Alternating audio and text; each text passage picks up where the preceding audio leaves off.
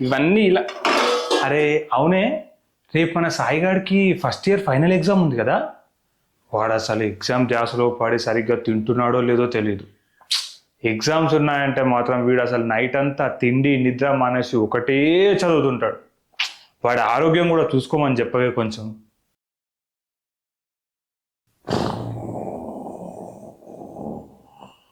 Oh no!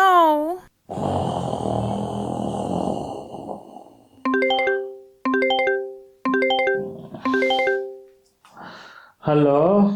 అరే ఎగ్జామ్కి ఇంకా 2 hours ఉందిరా. అరే ఇంకా 2 hours ఉంది కదరా. నైట్ అంతా పడుకున్నావు కదరా, ఎగ్జామ్ కన్నా టైంకి రారా. ఏ పరా, నాకు మంచి నిద్ర వస్తుంది. కావాలంటే ఎగ్జామ్ నేను నెక్స్ట్ ఇయర్ రాసుకుంటారా. నేను బిట్టే. హలో, చారి గారు చెప్పండి. ఏంటి రేపు పండుగకి వచ్చేటప్పుడు మా సాయి గారిని మీ అమ్మాయిని కూడా తీసుకొని రమ్మని చెప్పాలా?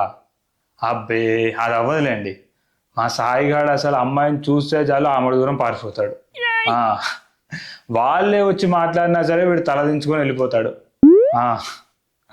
ఈ రోజుల్లో కూడా మా సాయిగాడి ఇలా ఉండడం నిజంగా మా అదృష్టం అండి.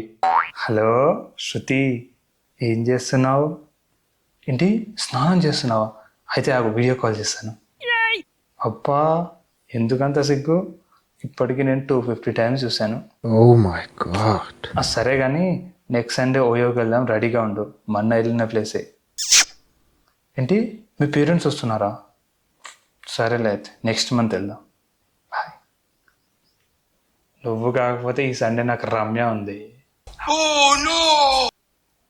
హలో రమ్య, మనం చాలా రోజుల నుంచి ఓయోకి వెళ్దాం అనుకుంటున్నాం కదా. ఈ Sunday fix. Okay bye. Aadhaar card మర్చిపోకు. బాయ్. ఇదిగోవే పాప, ఇందాకనే రోడ్డు మీద పిల్లలు అసలు ఫుల్ బలిసి కొట్టుకుంటున్నారు అనుకో. వాళ్ళ నోట్లో నుంచి బండ బూతులు తప్ప ఒక్క మంచి మాట కూడా వస్తలేదు అసలు. చి చి చి చి, సమాజం మొత్తం చెడిపోయింది అసలు. మన సాయిగాడికి అయితే ఒక్క బూతు కూడా రాదే. అసలు మన సాయిగాడు లాంటి వాళ్ళు ఈ రోజుల్లో ఊరికి ఒక్కడు కూడా ఉండడు. అరే ఓ లౌడే కే బాల్ లంబడి కా దాల్, నేను నిన్న నీకు ఆల్రెడీ చెప్పినా కదరా మాద. ఏం చెప్పినారా నీకు? మా వాడొచ్చి బరాబర్ మీ వాళ్ళ జీ పగలగొడతాడు రా భయ్. అయినా సరే మీరందరూ జీ మూసుకొని ఉండాలి.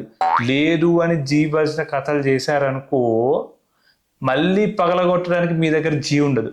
అర్థమవుతుందా? అయినా సరే మీ వాడి దగ్గర ఎక్స్ట్రా చేస్తున్నాడంట. రే ఆడు మర్యాదగా రేపు మార్నింగ్ 10 వరకు వచ్చి నాకు సారీ చెప్పాలరా. లేదు అనుకో తన్నులతో కాదు రే, తిట్లతో చంపి బొంద పెడతా మా ఇక్కేలా. హలో ప్రసాద్ గారు, మీ అబ్బాయి రాజేష్ పెళ్లి సెట్ అయిందంట కదా. కంగ్రాట్స్ అండి.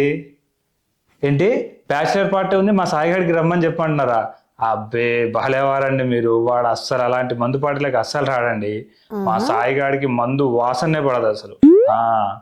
లాస్ట్ ఇయర్ ఒక పార్టీలో మా బావ వద్దంటుంటే వాసన చూపించాడు, అంతే రోజంతా పడుకున్నాడు. పర్లేదులేండి పెళ్ళికి వస్తాడు. యా మంచిదండి, మంచిది.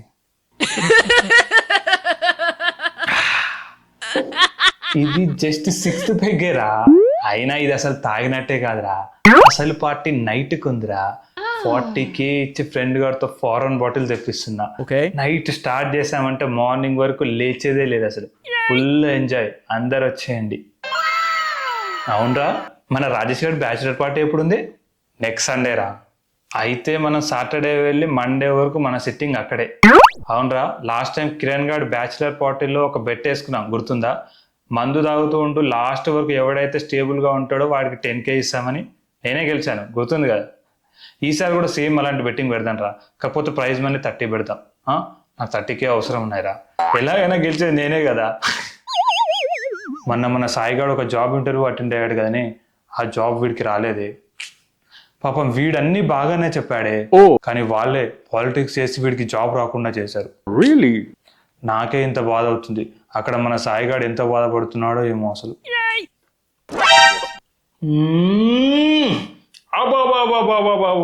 వీడి దగ్గర చికెన్ రైస్ ఉంటుందిరా అసలు. 7 star ఆర్డర్ వాడు కూడా టేస్ట్ పడ్డాడు అనుకో.